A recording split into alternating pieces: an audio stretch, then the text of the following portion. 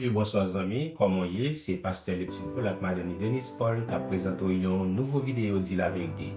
Good morning, good afternoon, my friends. This is Pastor Paul Leptune and his wife presenting you a new video, Tell the Truth.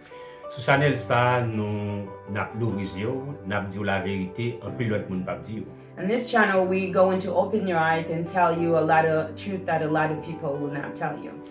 Si vous faites découvrir channel ça, nous invitons à abonner, partager et puis remettre vidéo nous pour aider nous faire plus monde connaître que Jésus-Christ est Seigneur. If you just discover this channel, we're going to invite you to subscribe, to share, to leave a comment on our videos, so that way you will help us to let other people know that Jesus is Lord. Jeudi, on a continué avec deuxième partie sur comment sexe capable empoisonner mariage. Today we're going to continue with the second part of how sex can poison the marriage.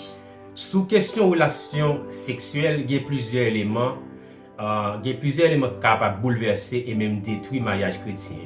On a Christian sexual relationship, there are many elements that can destroy or that can destroy or don't help the marriage, the Christian marriage. On regarde quelques éléments dans cette vidéo ça.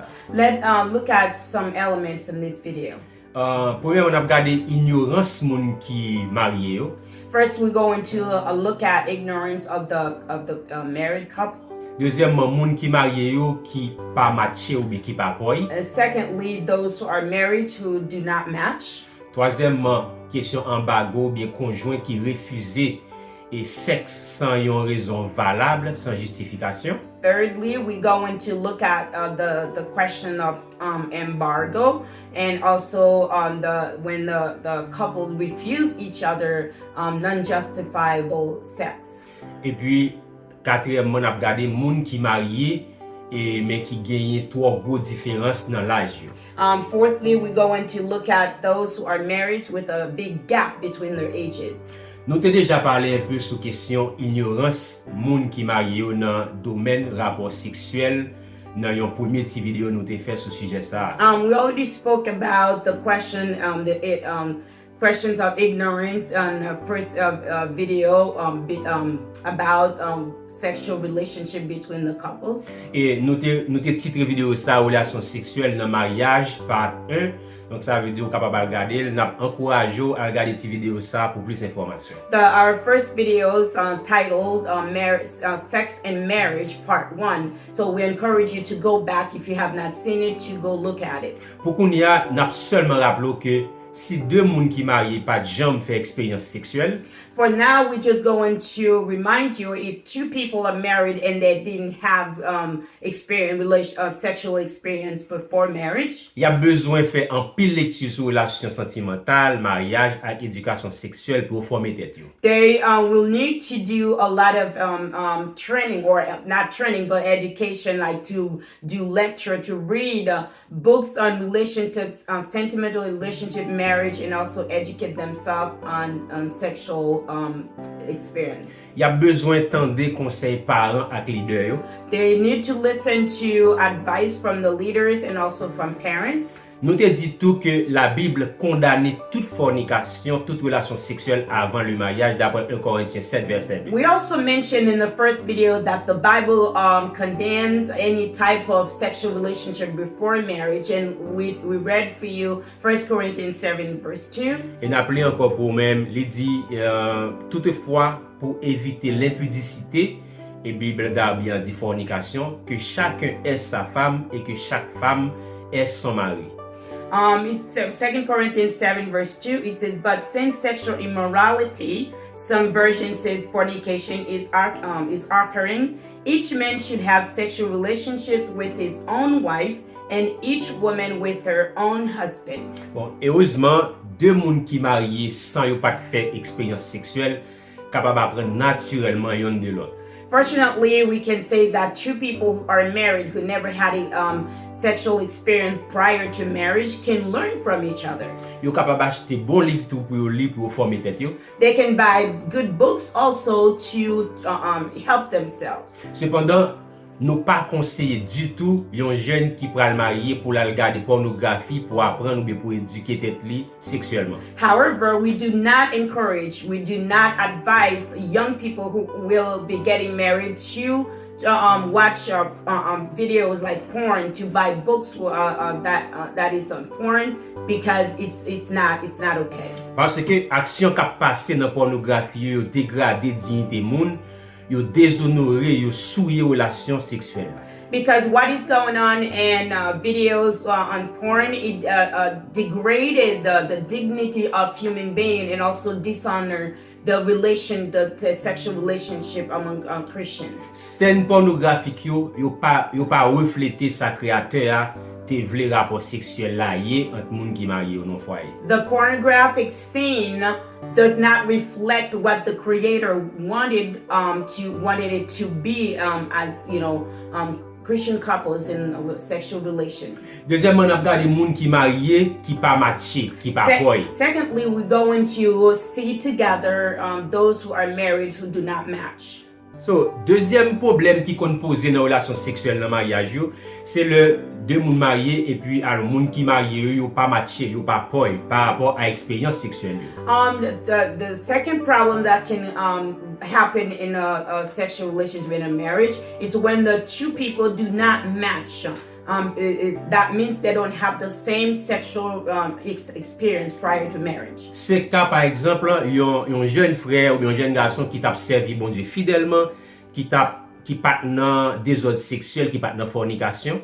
And it is the case of, for example, a young man who was serving God, but did faithfully, who did not have sexual experience while, as a young man, or fornication. Et il vient marié avec une servante qui était déjà et vivre toute expérience sexuelle inimaginable, qui était même passé ça qu'on relait et gros la guerre, par exemple la guerre 14, qui était même passé deuxième guerre mondiale. And that young man would probably marry a young woman who were in the world doing everything with everyone, and she had sexual experience imaginable, and now she's going to marry to him. So peut-être jeune dame ça t'es ka même dans sa prostitution dans le monde avant d'accepter Jésus. Maybe that young woman, this young man is about to marry to you, probably were even a prostitute in the world before she accepted Jesus. Ou bien jeune fille ça capable de dans l'église mais il pas jamais chrétienne, il t'a vivre dans toute immoralité sexuelle. Or that young woman could be in the church but she was not born again. She was not really a young Christian woman, she was living in any way she wanted to. L'autre scénario c'est par exemple c'est un jeune garçon qui était un rapace, qui est un prédateur sexuel, qui était un grand chasseur, on peut même dire un vautour qui t'a mangé toute qualité viande dans le monde. The other scenario we can say he could probably be a young man who was in the world. He was a predator, a sexual predator, and also he could be a hunter. He was doing everything you can imagine in the world.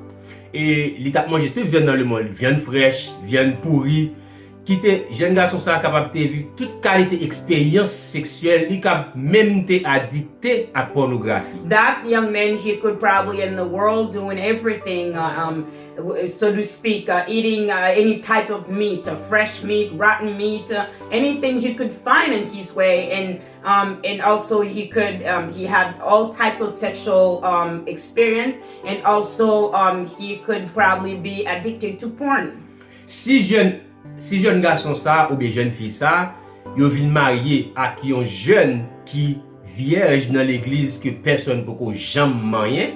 If that young man or young woman would marry someone in the church who never had experience, sexual experience, or who've never been touched, ou ka comprendre dans tout de scénario ça yo, moun yo pas matché, yo pas poise sur le plan d'expérience sexuelle. You can say that these two people they do not match. They do not match based on their experience prior to marriage. Qui donc gagne deux services, et moun sa te habitué joindre dans vie débauche qui t'a mené li vin exige jeune frère ça ou bien jeune fille vierge ça qui malheureusement pas ka répondre à exigence. You can say that there's two for example, they before they got married, they didn't have such experience, and the one with a lot of experience in the world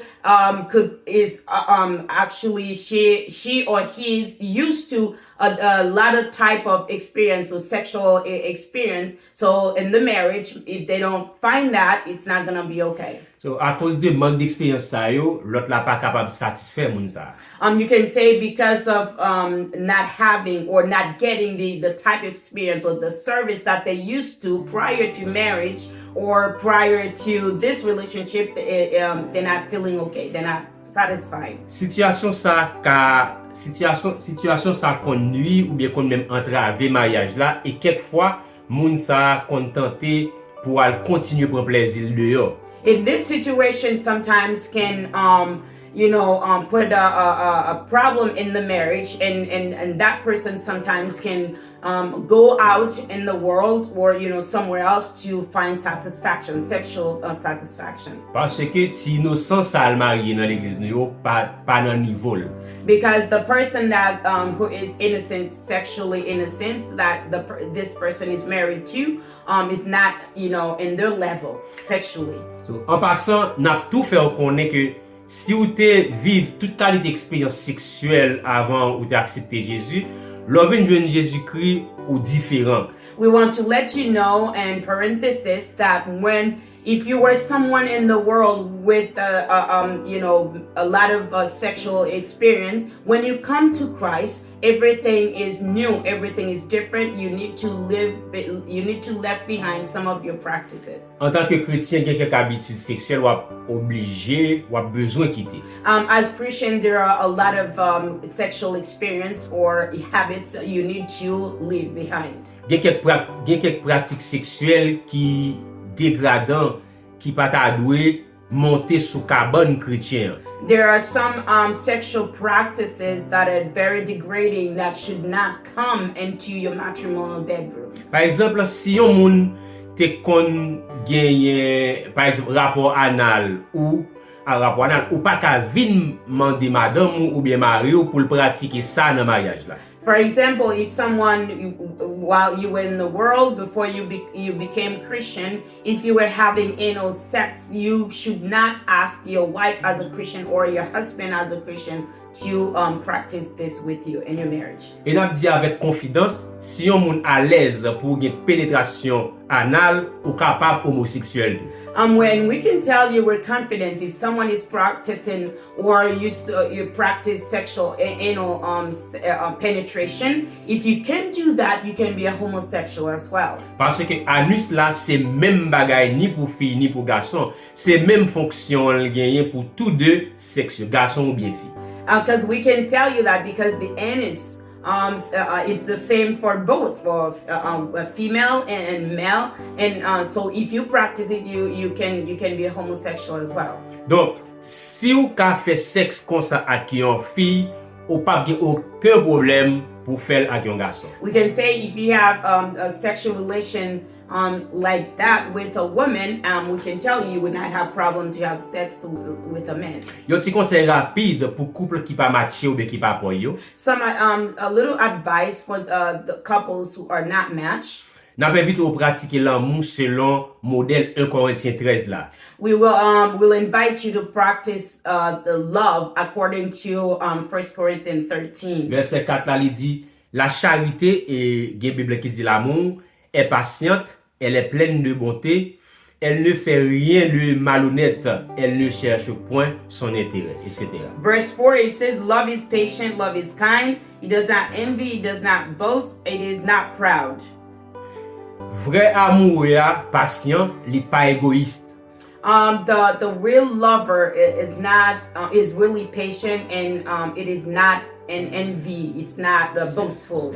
It's not selfish. Pendant madame Maryaj apprend plus maturité dans mariage là, ou besoin songer que ou même avec lui vinn fait yon. While your husband is gaining maturity in the marriage, you need to remember that you and him you become one. Chercher faire le plaisir au lieu pour chercher propre satisfaction égoïste. Look for ways to please him instead for you to be pleased. So you need to become less selfish. Et l'autre point à considérer c'est embargo ou bien refuser by sexe sans raison valable. The other point we're going to touch with you is the question of embargo and also refuse to satisfy each other sexually for non-justification valuable reason. Troisième situation qui peut poser problème dans le mariage, c'est le embargo ou bien le partenaire refusé by sexe sans raison valable, sans justification. The third reason or situation that can cause a problem intermarriage is embargo. And what we mentioned, the refusal of sex, non-justification sex in the marriage. La Bible claire sur ça, mariage n'a pas de embargo et pour yo pas de embargo. Alors, et pour yo capable de séparer sauf pour la prière et puis retourner ensemble. D'après 1 Corinthiens 7 verset 3 à 5. The Bible is clear on that. The couples should not give each other embargo, and also they should not be separated from each other except for prayer, but they need to agree with each other according to 1 Corinthians 7 verse 3 and to 5. M'appelez pour il dit que le mari rende à sa femme ce qu'il lui doit et que la femme agisse de même envers son mari. La femme n'a point autorité sur son propre corps, mais c'est le mari. Et pareillement, le mari n'a pas autorité sur son propre corps, mais c'est la femme. Verset 5. Ne vous privez point l'un de l'autre, si ce n'est d'un commun accord pour un temps, afin de vaquer à la prière.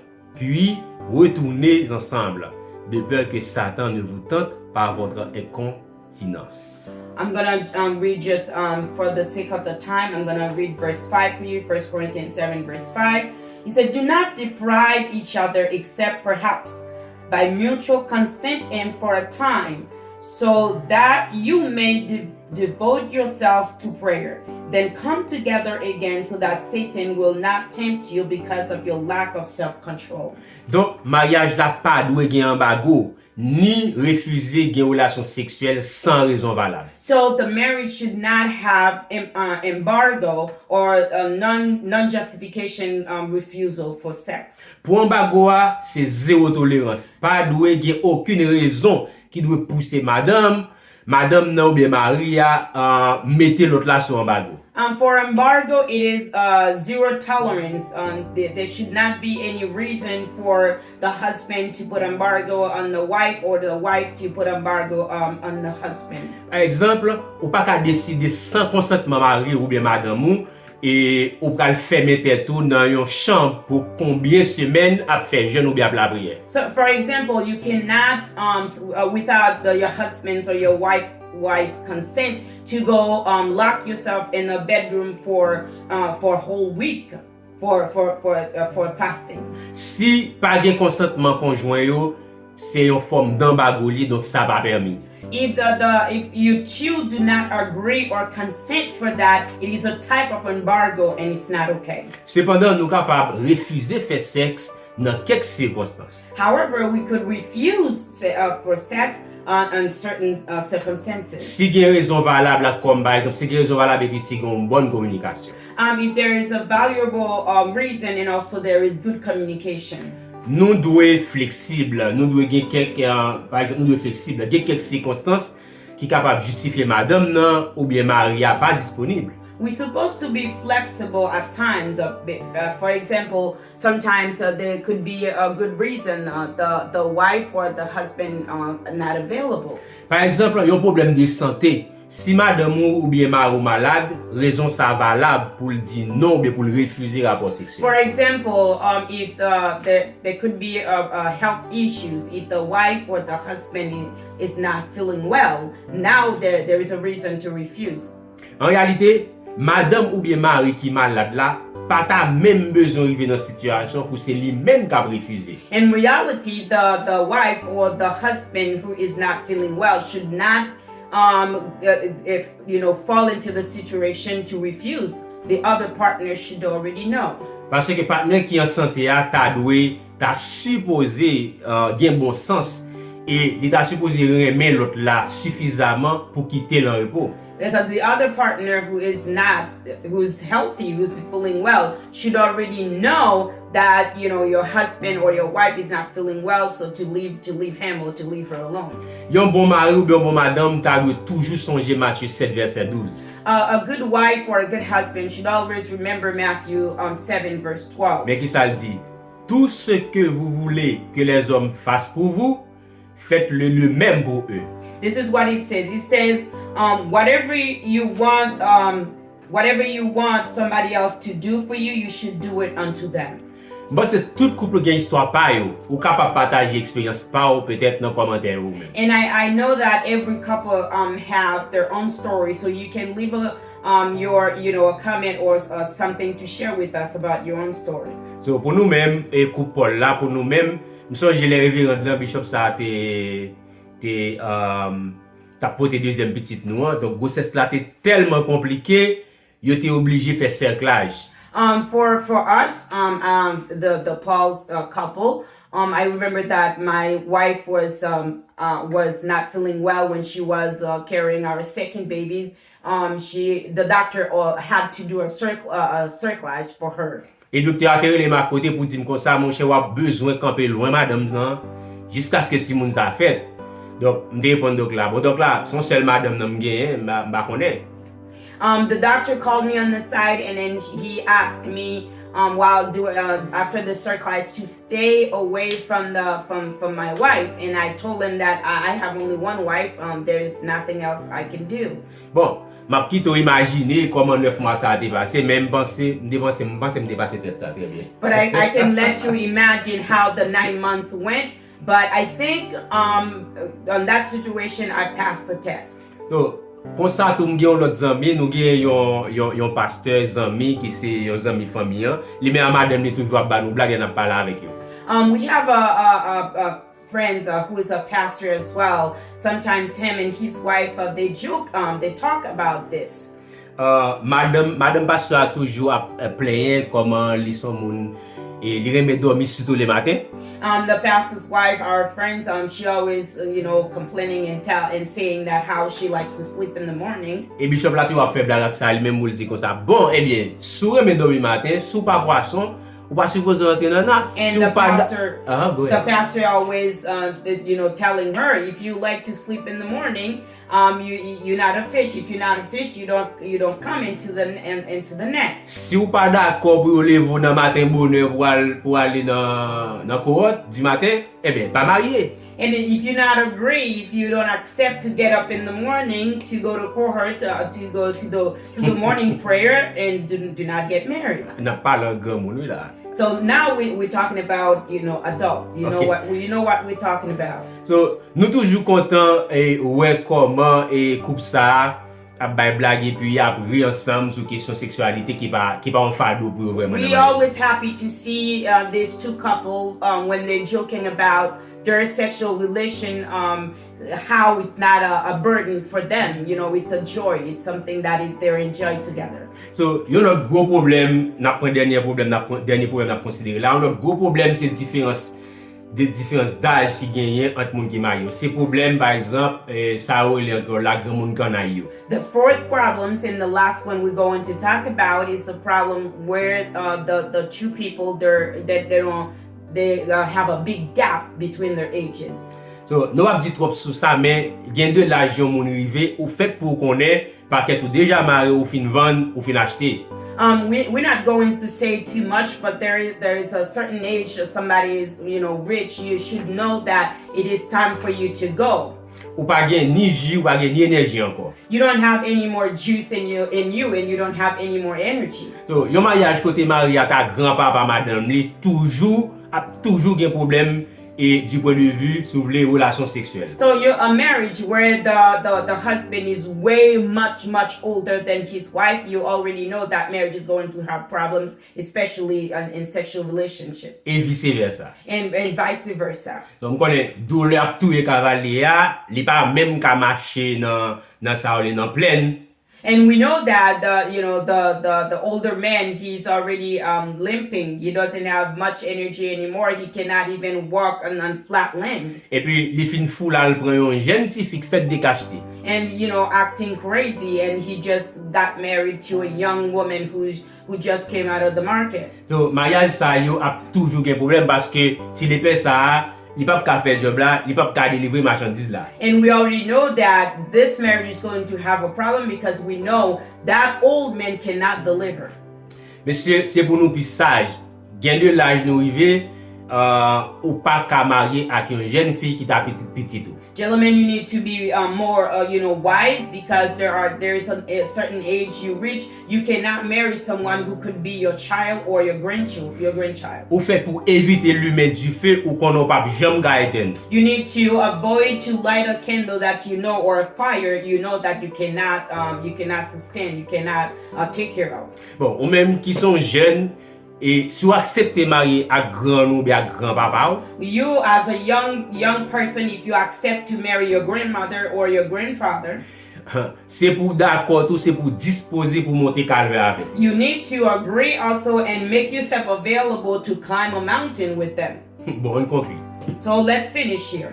Leur remet tout bon ou pas ou être tout seulement. When you love for real, you don't see yourself only. Ou ouais on a époux bien épouse. You see yourself in your spouse. Le frère mieux c'est pour nous pisage.